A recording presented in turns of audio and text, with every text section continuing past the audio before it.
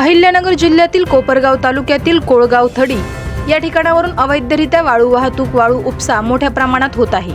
कोपरगाव महसूल पथका अद्याप कारवाई करीत नाही. हे देखील गुलदस्त्यात आहे. वाळू तस्करांना पाठीशी घालत आहे. कोळगाव थडी या ठिकाणी वाळू तस्करांमुळे भीतीचे वातावरण निर्माण झाले आहे.